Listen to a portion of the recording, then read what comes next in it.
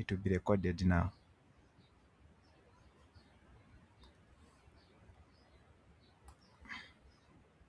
So I'll be very fast. I already typed everything, so we can begin now. Okay, so I'll be very fast, like I've been saying. We can start now.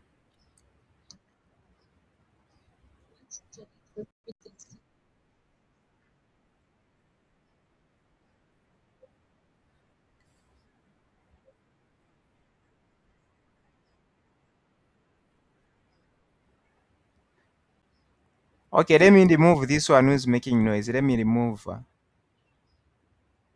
just remove this one who's making noise.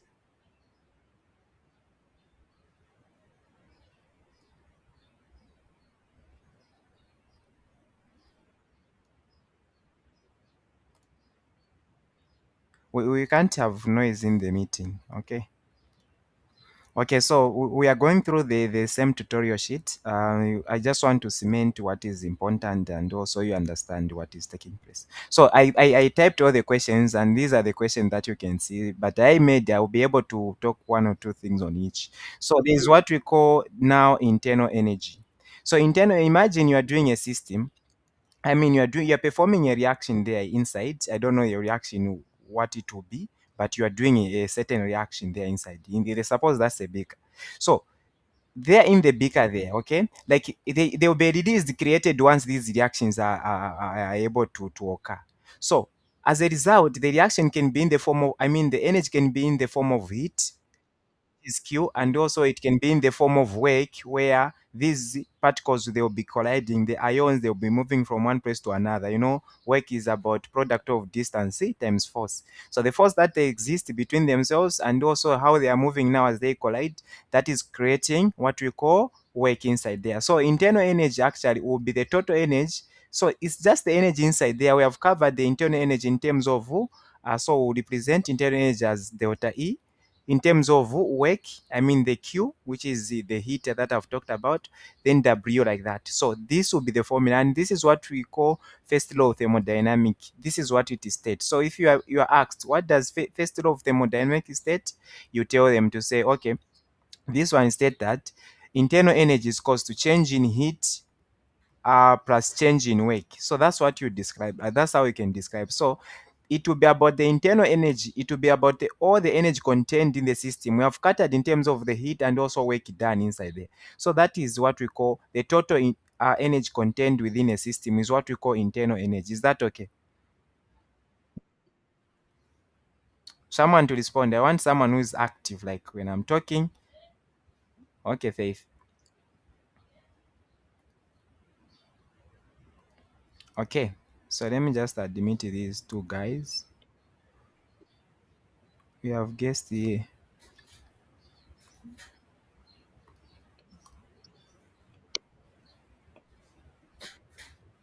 Okay. Just a moment. So when you ask what is internal, this is the formula that we need to be very familiar with, and you find that it will be very easy for you like to work out with some problems. So that is it. Then there's what we call enthalpy. So enthalpy, it will be that now heat, like because whatever, like whenever we are performing this reaction, we maintain constant pressure. Let's say at ATM, and there's a reason why we maintain constant pressure, like, because it can affect the volume of these particles. So we maintain pressure like that, and we just see the change in volume, how they are expanding, stuff like that.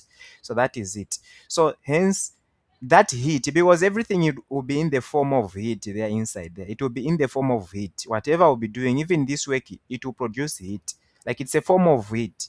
Then that enthalpy now, it will be that heat change at a constant pressure. So it's just the heat content of a system at a constant pressure. This is what is important. That heat, moreover, will be dealing more with this guy enthalpy, and you see how we calculate it in different ways. So that is it. Then there will be that what we call a system. That part where you are interested to study these reactions that are happening. Suppose in a beaker, this is what we call a system. Then apart from the system, outside it is what we call the surrounding. I think I talked about this in class. So the surrounding will be outside there. So that will be the surrounding. Okay. So the surrounding, it is outside the system. The part outside the system is what we call the surrounding. So if you are asked such things, make sure that you are able to ask this. You're able to define it. Let me just admit this, guys. Why can't I admit them? What could be the problem? Wait, what's wrong? Just a moment. I've even left. I don't know. Okay, I think I can only admit once. Okay, so that is it when we say enthalpy, stuff like that. So this is what we'll be dealing with. Then there will be what you call a surrounding, of which I'm from saying now. A surrounding will be everything, every part now outside the system. Okay, so we have the system when they say it's happening there. The system is happening there. Then outside the system, there is this is what we call the surrounding. Then the combination of the surrounding and the system is what we call the universe. Now is making up what we call the universe. So this is not mostly asked, but I just have to say it. So that is what we call the universe. All right. So hope it's clear. Then there is what we call now a state function. They ask, these are the questions from the tutorial sheet. We are just, you will see the tutorial sheet I already shared. So by the end of the video, you should at least be able to identify those things. So when we say a state function, it is a function that does not depend on the current state. Like, I mean, it just depends on the current state. Suppose you are going, let's say, to Eastgate there, okay, to Eastgate. So you have to walk using Kukuma SNR. You go like this, and there's also another way whereby you can walk like this. You get. So this path that you take from here to this is more like a displacement. This is what we call a state function. A state function only did consider the final step and the initial step and the final step. But there is what we call a path function. A path function, it would depend on the path taken to reach the final. That is it. So this is the difference that you need to get. So um, make sure you need to know the path function and the state function. For example, you can take in terms of the case of physics, this will be what we call the derived functions and also basic function, whereby let's say pressure, or let me not say pressure, let's say temperature. Temperature will be just, let's say, 25 degrees. You won't calculate to say, oh, do I have to add the temperature from this side, or is there a formula for temperature? No. So you just say temperature. These are standardized. For example, density. You just say the density of water is 1 grams per centimeter cubed. So this means that these things are standardized. Okay, even like the room temperature. Room temperature is what? Let's say it's 25. Your body temperature is 37. So these are you just mention once. You just depend from what you have started, then you end with that. In short, I'm trying to give the examples, and the best example I can say are these what we call basic quantities, are the one we call state functions. Like we have the internal energy is one of the state function, and we explain that. So state function depends on the current state and the final. Like it just depends on like where you are there, and doesn't depend on the how many paths you have taken. So state path function will be like even a Hess law, where you'll be able to calculate like many steps, calculating one question with many steps. So that is what we call Hess law. So we can now proceed. A lot of guys are coming. So we are now differentiating what is heat and also what is work. When you say heat, it will be just the temperature difference. For example, here inside the beaker is very hot. So this means that the heat will start now diffusing, going from this place where it is high concentrated to the environment. Okay. So and that difference change is what we call heat. But for the case of work, it will be the energy transfer due to the force acting over a distance. Like I said, there will be a distance and some force acting as these particles are colliding. So work will be done inside there. Heat can also involve outside and inside. As a result of these particles, as they are colliding inside there, they are creating, because when you collide, the heat is created like that. Even you guys, when you collide, you feel hot to say, oh, I was learning, I was doing this, I was doing stuff like that. So those are the things that you experience. And if we can talk of like work, as in physics we say force times distance, so there will be that force and that as you are colliding as particles or human beings. So that is it. So this will be energy transfer due to the force acting over a distance. So a force, I mean energy transfer due to the force acting over a distance, that is what we call work.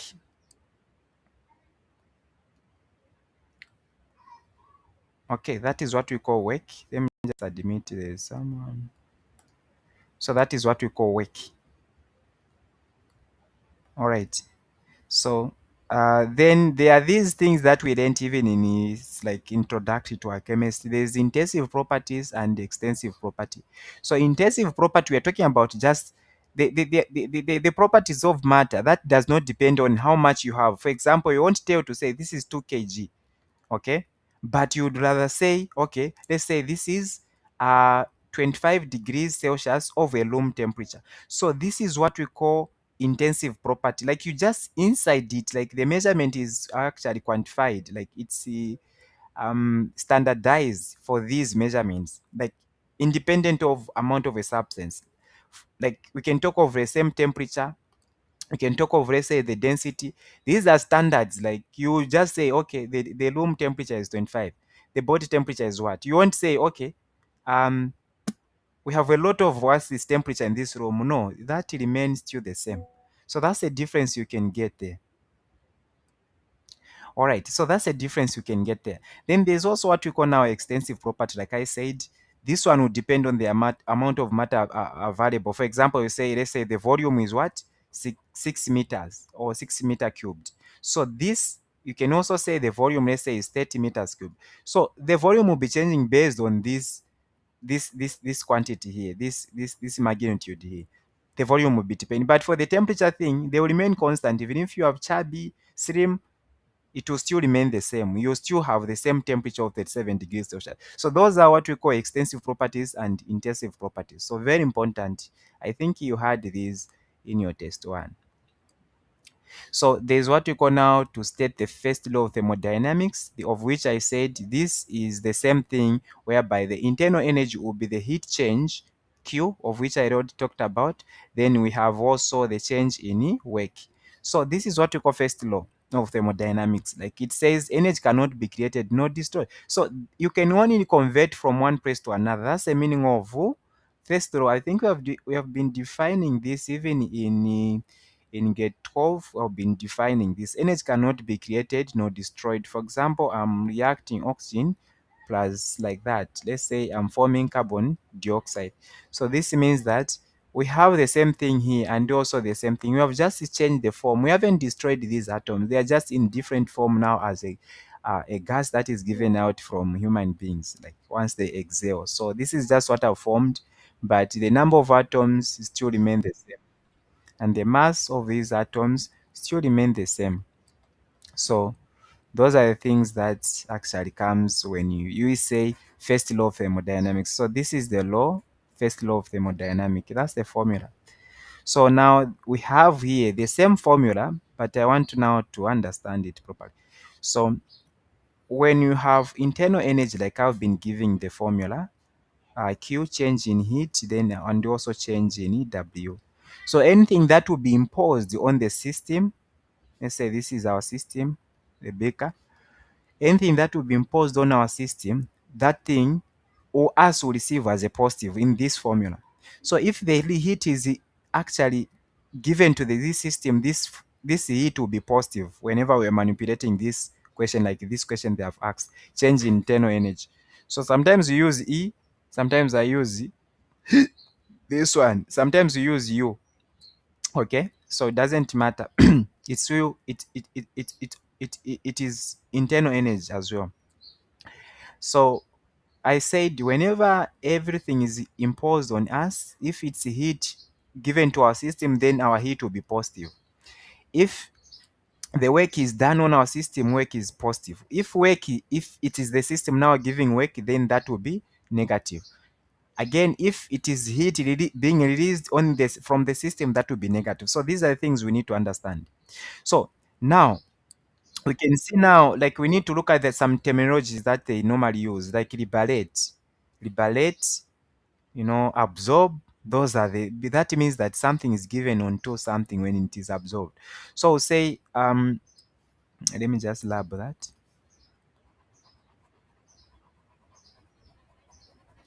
Okay, so this means that we say, okay, change in internal energy. Now they have asked to say a gas absorbed, meaning that we received this heat. So our Q there is should be positive. So the Q remain positive, won't put the sign there. So that will be positive 250, all right? Positive 250 like that. Then we go to the other guy. What will be what terminology have they used there? Someone to tell me. For wake, they have said, and it does, you see? So this is a gas, and it has done, meaning that the gas is a system here, and it has done what's this 100 joules. What does this mean? Is it negative or awake or positive? Someone to answer. Just open your mic and say something. Someone to answer. Open your mic and say something.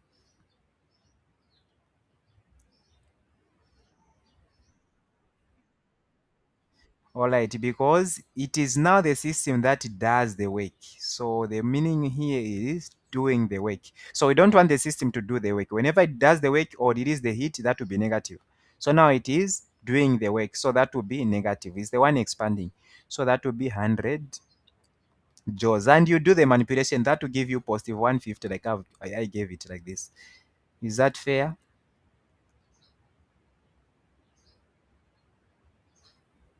Is that fair? 250 minus 100, that is 150. Is that okay? Someone to respond. You need to be very fast. Okay.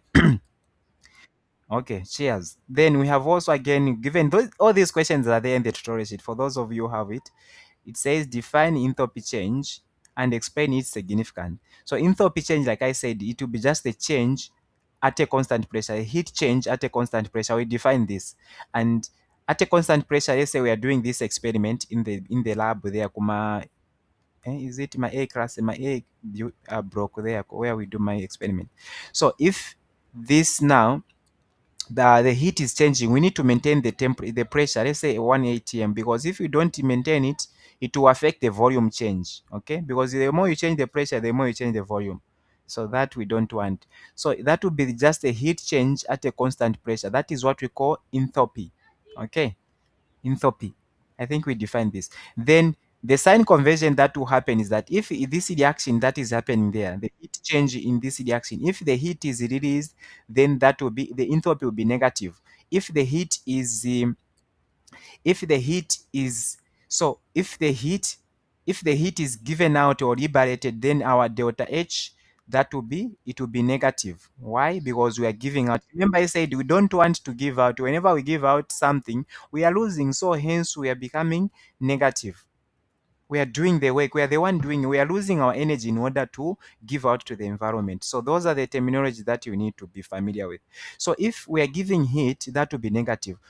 I Yeah, once we are receiving heat, then we are positive. Heat is being added onto us as a system. So hence, and when it is giving out, we call it exothermic reaction. When it is receiving, we call it endothermic reaction. Hence I've written like this. If I say H is positive, 0 is greater than 0, that is endothermic, meaning that that is endothermic reaction.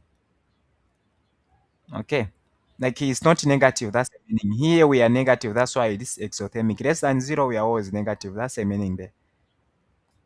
Okay, is that okay? So these are the things we need to be familiar. You will hear things like exothermic, or whenever they give the enthalpy as negative, just know that that is exothermic reaction. So these are the things you need to be minding when you are studying this course, I mean topic. So explain the difference between exothermic reaction and endothermic. These are the things that I'm from someone to define it. What is exothermic reaction? What is exothermic reaction?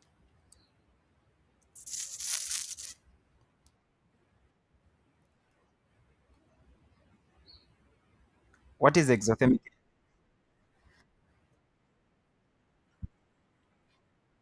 Sure, sure. The best example for those of you who were there in the last class I had, uh, we said I gave an example for heating cave, and the examples were established properly. Like the exothermic reaction, talk about, let's say, burning wood. I think you have been seeing this example. I got it from past paper. Then also water freezing. Okay, because for water to freeze, that means it has to lose.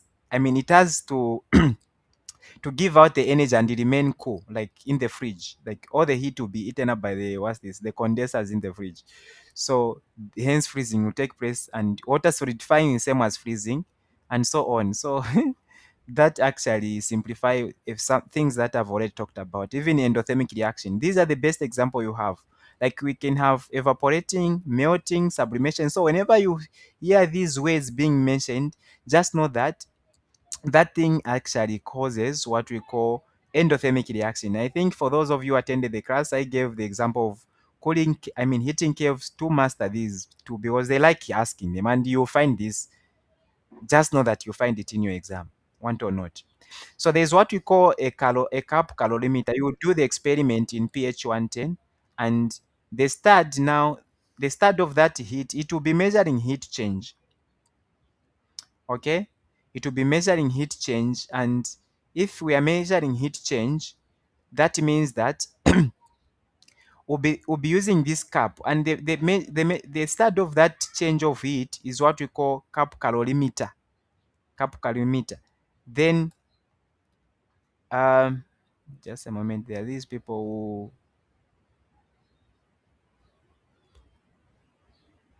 who, just a moment. Okay, just a moment, I'm disturbed somewhere there. Just a moment.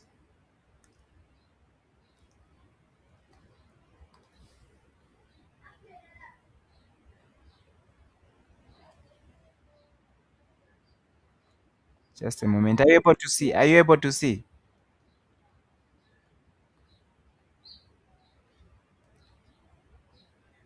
Are you able to see there? Like, you're not.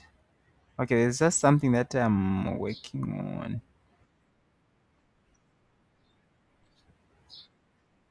Okay,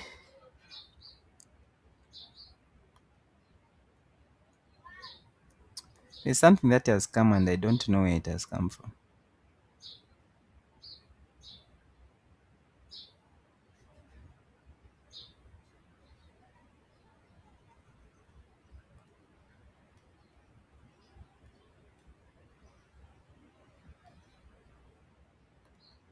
Okay,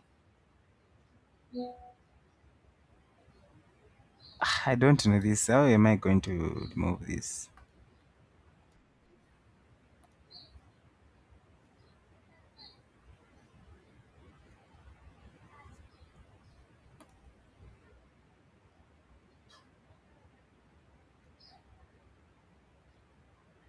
Okay, I don't know now. Okay, are you able to see?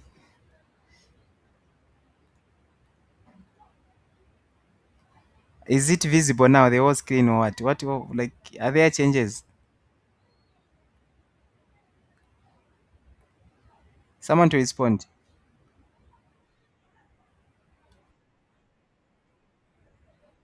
Like, is like everything is displayed or what? Okay, okay, okay. Okay, let me do this.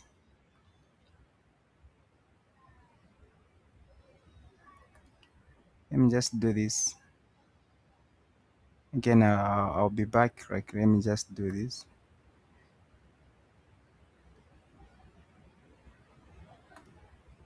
Okay,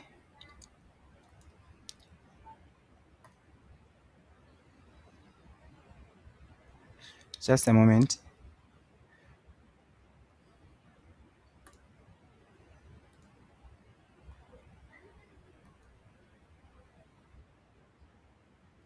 Okay, you tell me if you are able to see. Eh? Like you tell me, like is it now, like is it displaying again the screen?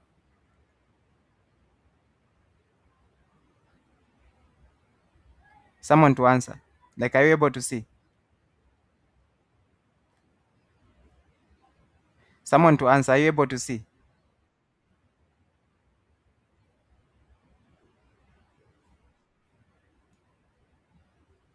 Okay, okay, okay, okay, okay. Let me do it now. Okay, okay. Just a moment. Okay, I'm presenting it soon. Just a moment.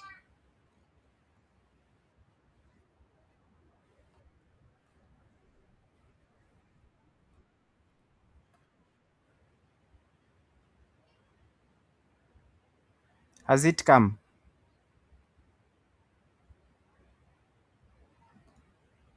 Are you able to see the screen now?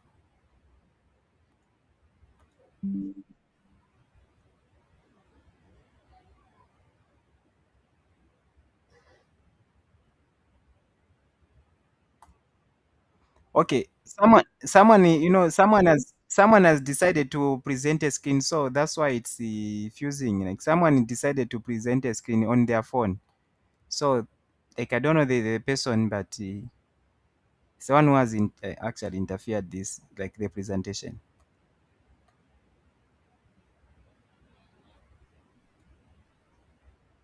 So, someone, if you are sharing the screen, please can you stop that?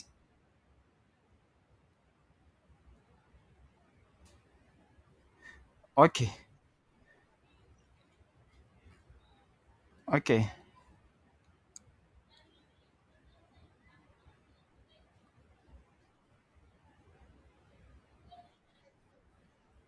okay. Someone presenting the screen. I don't know what to do. Like, are you able to see the screen? Like, are you able to see my presentation? Is it showing now?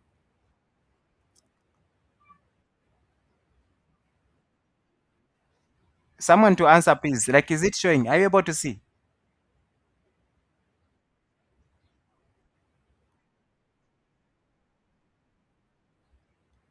Okay, okay. Let me do this then.